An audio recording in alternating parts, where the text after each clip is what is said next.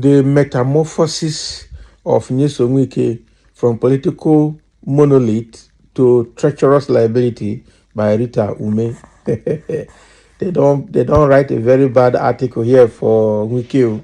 I'm telling you, looking at how he started his political career from law school into Motor Park, from Motor Park back into local government council as a chairman under Odili, and then from there started growing until he became the governor of Rivers State, and everybody applauded him because he became an emperor, saving PDP. But even at that, we saw his personal interest at the background of all his decisions in the name of protecting PDP. To now become an FCT minister, first of all, through the 2023 election where he supported the rigging of election in the state for the president, and then becoming the minister of FCT, demolishing houses, and very arrogant. So his track record has grown from humble beginning to a proud ending, which is not going to be a very good one. But again, let's dive into the details again. Nyesom Wike, the current minister of the Federal Capital Territory FCT and immediate past governor of Rivers State, once commanded significant respect as a formidable figure in Nigerian politics. From his days as a minister of state for education under President Goodluck Jonathan, Wike's rise to prominence was meteoric, marked by his spirited defiance of political intimidation and a reputation as a champion of the people.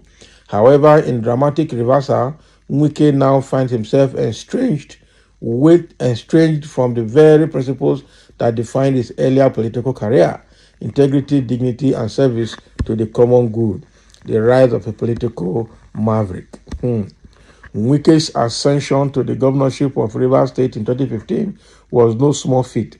The political machinery of the People Democratic Party, alongside the influential backing of the then First Lady Dame Patience Jonathan, propelled him into office.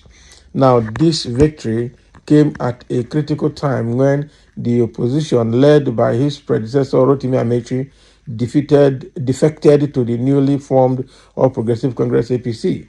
Wike's resilience and doggedness ensured that Rivers State remained a PDP stronghold, even in the face of military intimidation and political subterfuge. As governor, he garnered admiration for his confrontational yet effective leadership style. Wike stood firm against perceived injustices, notably resisting the alleged authoritarian tendencies of the Muhammadu Buhari administration during the 2019 general elections. His image as a rock of Gibraltar solidified his reputation as a defender of democratic principle. By 2023, however, the trajectory of Wike's political career began to take a troubling turn. His bid for the PDP presidential ticket ended in disappointment, with Atiku Abubakar emerging as the party's candidate. Despite pledging to respect the outcome of the primaries, Wike's subsequent actions betrayed this commitment.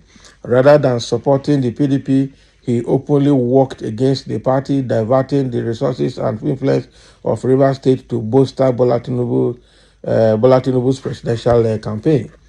So this act of defiance earned him a ministerial appointment in Tinubu's cabinet as FCT minister, a role in which Wike has adopted an authoritarian posture, much to the dismay of his former supporters.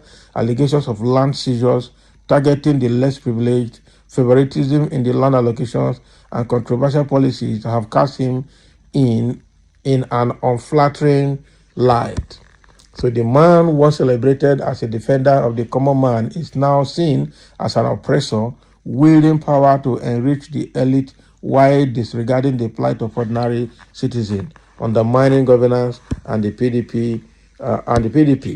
So beyond his tenure in Rivers State, Wike's actions have continued to reverberate negatively on Nigeria's political landscape. His strained relationship with his successor, Governor Siminalayi Fubara, has been characterized by federal interference aimed at undermining the state's administration. Meanwhile, his presence within the PDP has become a source of discord. Despite refusing to formally leave the party, Wike has remained a divisive figure, creating an atmosphere of acrimony that weakens the opposition's effectiveness. So within the Tinubu's administration, Wike has proven to be more of a liability than an asset. His controversial policies and public conduct have added to the administration's woes, amplifying public discontent at a time when Nigerians are grappling with the economic and social challenges of a new government. So one of Wike's most contentious actions as FCT minister has been the allocation of housing to judges, allegedly at the behest of the president. While ostensibly intended to support the judiciary, this move raises serious ethical and constitutional questions about the separation of powers.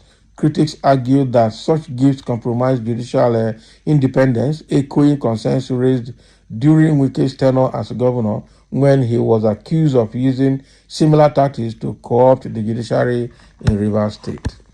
Can you imagine? So the Nyesom Wike of today stands in stark contrast to the bold and principled leader he was or he once was. So his descent into what many perceive as political opportunism and autocratic tendencies is both disappointing and instructive. It serves as a cautionary tale of how power, when unchecked, can erode the values that elevate leaders to prominence in the first place. For Wike, the time has come for introspect. If he fails to recalibrate and return to the ideals that once endeared him to Nigeria and Nigerians, his political legacy risks being overshadowed by controversy and betrayal. History will judge him harshly if he does not reclaim the moral compass that once guided his political journey.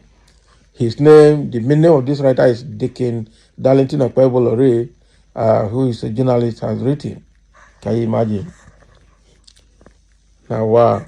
So, this writer, Umeh, has written huge article, and it was published here on Jimmy Disso's blog site. Okay.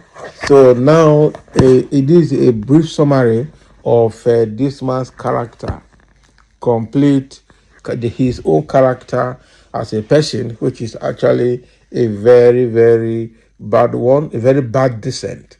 And look at him, even with the picture itself, he looks older than anyone else. Look at when he was the governor, when he was local government chairman, he was the minister, he was robust and looking very fine and fresh and plumpy. Today now he's looking like a 70-year-old man when he's actually less than 60.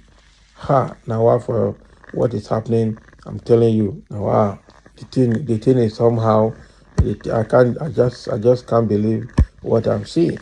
So now it has been written. Let me see what people are going to say. I know that a lot of people will comment on this article about Wike's downfall. Wike should be seen as an asset to Nigeria. I can't wait to read his autobiography or biography stressing his political exploit. I just like the man, Wike. Why you not go like him? After supporting Tinubu, you will like him now. The Milocon syndrome. And also, if you check the nomenclature, you will certainly infer what is on the sleeve of the writer, Okpebolo. Can you imagine? Wike, the liability, and BAT have little patience for liabilities. No amount of motor park slang and dance can keep Wike in Tinubu's circle for long. Okay, that's what you think.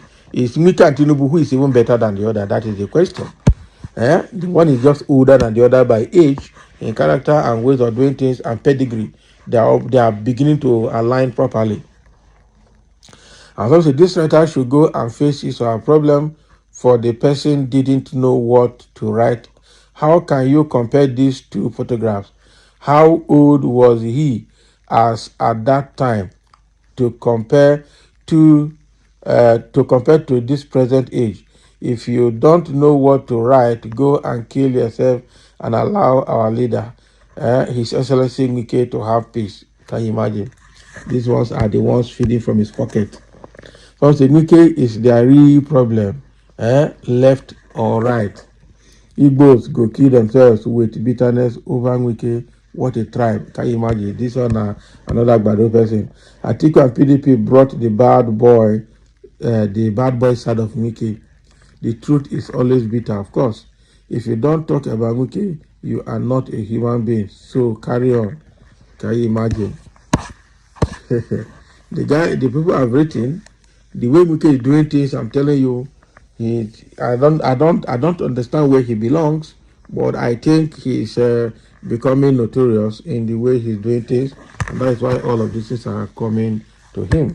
The political influence he once wielded, he can't wield them again now. So thank you for listening, and let's have a comment. Everybody's waiting. If he's ejected out of Tinubu's government, he's finished politically. He will not get up again, and he knows that. Probably that is why he's dancing to their tune, or they have shown him his EFCC dossier, so that he will behave himself, or they will place record again for him. Those are the things I see here.